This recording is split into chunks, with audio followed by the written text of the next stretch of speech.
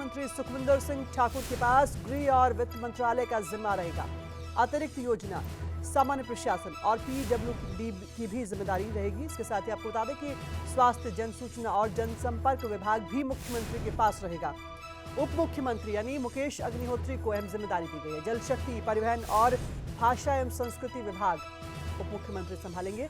वहीं कर्नल धनीराम शांडिल को स्वास्थ्य एवं जन कल्याण विभाग का जिम्मा दिया गया है।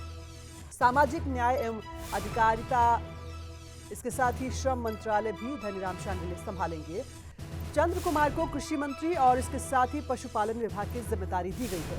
हर्षवर्धन चौहान को उद्योग मंत्री की जिम्मेदारी दी गई है। संसदीय मामलों के मंत्री और आयुष विभाग भी चंद्र कुमार संभालेंगे। वहीं जगत सिंह नेगी को राजस्व मंत्री की जिम्मेदारी दी गई है। बागवानी और जनजातीय विकास मंत्रालय नेगी संभालेंगे। तो ये बड़ी खबर आपको बता रहे हैं। लंबे समय से इस बात का इंतजार किया जा रहा था कि आखिर किस तरीके से विभागों का बंटवारा होने वाला है। हालांकि इससे पहले तमाम तरह की चर्चा जरूर चल रही थी, लेकिन अब स्थिति पूरी तरीके से स्पष्ट हो चुकी है। हिमाचल सरकार के मंत्रियों के विभागों का जो बंटवारा हुआ वो इस तरीके से, मुख्यमंत्री सुखविंदर सिंह ठाकुर के पास गृह मंत्रालय रहेगा। इसके साथ ही वित्त मंत्रालय का जिम्मा और अतिरिक्त योजना, सामान्य प्रशासन और पीडब्ल्यूडी की जिम्मेदारी। इसके साथ ही आपको बता दें कि स्वास्थ्य, जन सूचना, जनसंपर्क विभाग भी मुख्यमंत्री के पास रहेगा। उप मुख्यमंत्री मुकेश अग्निहोत्री को भी अहम जिम्मेदारी दी गई, जिसमें जल शक्ति, परिवहन और भाषा एवं संस्कृति विभाग उप मुख्यमंत्री संभालेंगे। वहीं कर्नल धनीराम शांडिल को स्वास्थ्य एवं जन कल्याण विभाग का जिम्मा दिया गया है। सामाजिक न्याय एवं अधिकारिता, श्रम मंत्रालय भी धनीराम शांडिल संभालेंगे। चंद्र कुमार को कृषि मंत्री और पशुपालन विभाग दिया गया है। हर्षवर्धन चौहान, उन्हें उद्योग मंत्री की जिम्मेदारी दी गई है। संसदीय मामलों के मंत्री और आयुष विभाग भी चंद्र कुमार संभालेंगे। जगत सिंह नेगी को राजस्व मंत्री की जिम्मेदारी दी गई। इसके अलावा आपको बता दें बागवानी और जनजातीय विकास मंत्रालय भी नेगी संभालेंगे। वहीं रोहित ठाकुर को शिक्षा मंत्री बनाया गया है। जिस तरीके से विभागों का बंटवारा हुआ, एक एक करके आपको बता रहे हैं। उच्च, एलिमेंट्री और तकनीकी शिक्षा भी रोहित ठाकुर संभालेंगे। अनिरुद्ध सिंह बनाए गए हैं ग्रामीण विकास एवं पंचायती राज मंत्री। विक्रमादित्य सिंह को लोक निर्माण मंत्री बनाया गया है। लोक निर्माण की जिम्मेदारी विक्रमादित्य सिंह को दी गई है। वहीं युवा सेवाएं और खेल की जिम्मेदारी भी विक्रमादित्य सिंह संभालेंगे। और ज्यादा जानकारी के साथ हमारे ब्यूरो चीफ अरुण उनियाल इस वक्त हमारे साथ फोन लाइन पर जुड़े हैं। अरुण, ये जो विभागों का बंटवारा है, ये क्या कहता है, कितना बैलेंस रखने की कोशिश की गई है? देखिए शारदा, एक लंबे वक्त के साथ इंतजार किया जा रहा था।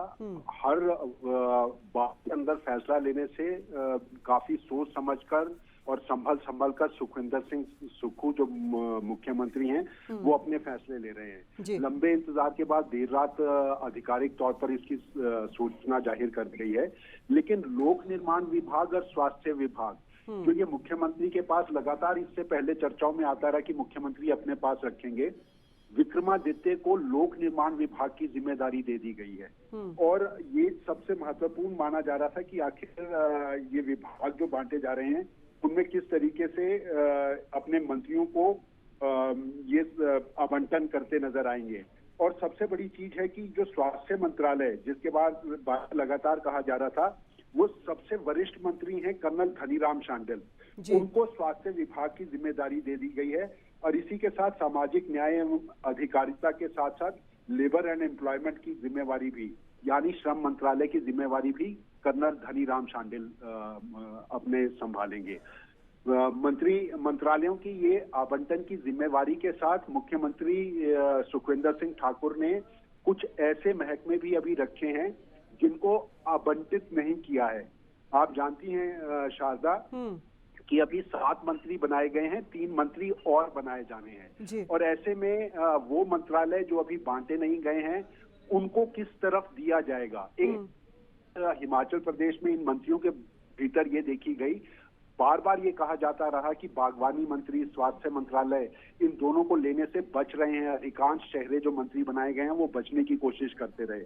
लेकिन अब ये साफ है, सिंह मंत्रिमंडल का चेहरा बिल्कुल साफ हो गया है और मुख्यमंत्री ने अपने पास सिर्फ वित्त मंत्रालय, सामान्य प्रशासन, गृह विभाग, प्लानिंग, पर्सनल और इसके अलावा जो आवंटित नहीं किए हैं, सिर्फ इतने ही विभाग अपने पास अभी फिलहाल रखे हैं। लेकिन बड़े मंत्रालयों में जल शक्ति मंत्रालय मुकेश अग्निहोत्री डिप्टी सीएम है, उनके पास पहले ही चला गया था और ट्रांसपोर्ट की जिम्मेवारी वो इससे पहले ही संभाल रहे थे।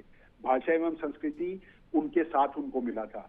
लेकिन स्वास्थ्य विभाग कर्नल धनीराम शांडिल, कृषि मंत्री चंद्र कुमार, उद्योग हर्षवर्धन चौहान को दिया गया है और ये जो रेवेन्यू मिनिस्ट्री है ये जगत सिंह नेगी को दी गई है। लेकिन बागवानी विभाग और ट्राइबल डेवलपमेंट, क्योंकि ये जनजातीय इलाके से आते हैं, तो ट्राइबल डेवलपमेंट का मंत्रालय की जिम्मेवारी भी इनको दी गई है। वहीं रोहित ठाकुर, बराबर एक बात कही जा रही थी कि शिक्षा मंत्री हिमाचल प्रदेश के कौन होंगे।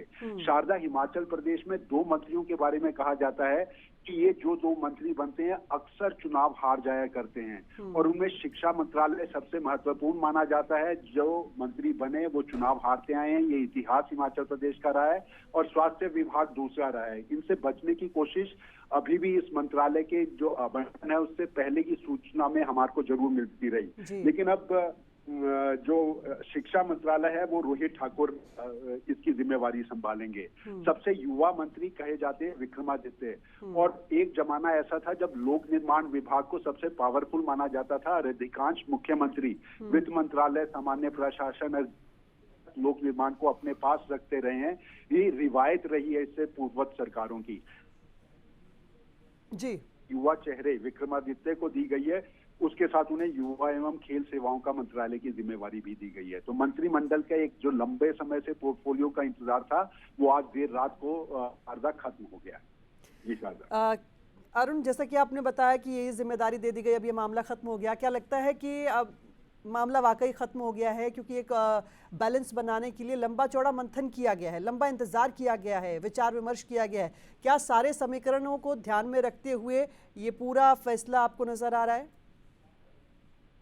देखिए शारदा, आप शुरू से अगर देखेंगे हिमाचल प्रदेश में जब से कांग्रेस सरकार बनी है तो कांग्रेस को एक बड़ी जद्दोजहद करनी पड़ी कि आखिर मुख्यमंत्री कौन होगा। मुख्यमंत्री के साथ पहली बार ऐसा फैसला किया गया कि deputy chief minister Himachal Pradesh में बना दिए गए। इसके बाद ये बात आई कि सीमित मंत्रिमंडल कानून के अंदर हिमाचल प्रदेश में सिर्फ 12 मुख्यमंत्री को मिलाकर मंत्री बन सकते हैं, लेकिन साथ में 6 CPS बना दिए गए।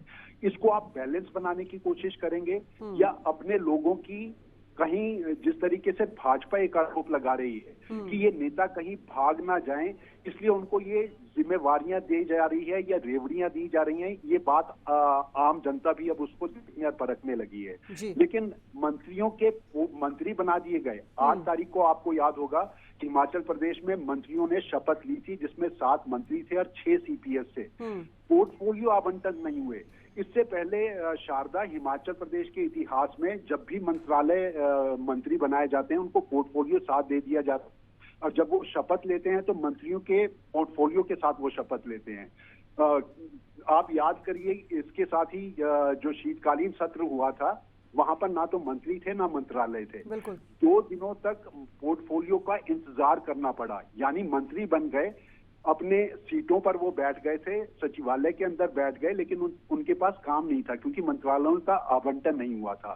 तो एक बात लगातार इसमें सामने जरूर आ रही थी, और इसमें क्या ये पहेली उस तरीके से समझी जा सकती है कि सूझबूझकर अपने सोच समझकर कदम आगे बढ़ा रहे हैं, या गफलत की स्थिति या जो नेताओं के बीच की इंसान है वो ज्यादा बड़ी है। आप दोनों बातों को मान सकते हैं, लेकिन लंबे इंतजार के बाद ये मंत्रियों के पोर्टफोलियो का गठन हो गया है। अब इंतजार सुखविंदर सिंह सरकार की 13 तारीख को होने वाली कैबिनेट का है और उन वायदों का है जिसको 13 तारीख को कैबिनेट पूरी करती दिखाई देगी। और उसके माना ये जा रहा है, कहा ये जा रहा है कि लगभग 1 से 1.5 महीने बाद ये जो खाली जगह है उसको भरने की कोशिश की जा सकती है। लेकिन इतिहास हिमाचल प्रदेश का ये कहता है कि जो एक बार कैबिनेट का गठन हो जाता है उसके बाद लंबा इंतजार करना पड़ता है। वीरभद्र सिंह, धूमल, ये तमाम इस तरह के मुख्यमंत्री रहे हैं जो कैबिनेट की कुछ जगह बच जाती थी तो 2-2 साल, 1.5 साल जो है इसमें निकल जाया करता था और मंत्रियों की वो खाली जगह नहीं भरती थी। देखना होगा क्या सुखविंदर सिंह सरकार जो ये कह रही है कि 1 महीने के अंदर जो है हम बाकी 3 सीटें भी भर देंगे ये जो मंत्रियों की है, क्या उस तरह के फैसले के साथ सुखविंदर सिंह सरकार का चेहरा मंत्रिमंडल का सामने आता है, या फिर वही पुरानी रिवायत यहाँ पर जारी रहती है? शारदा, बिल्कुल, बहुत शुक्रिया अरुण तमाम जानकारी के लिए। अरुण उनियाल हमारे ब्यूरो चीफ जानकारी दे रहे थे कि विभागों का बंटवारा तो कर दिया गया है, लेकिन इसके पीछे के समीकरण क्या कहते हैं और भविष्य में इसका असर क्या हो सकता है।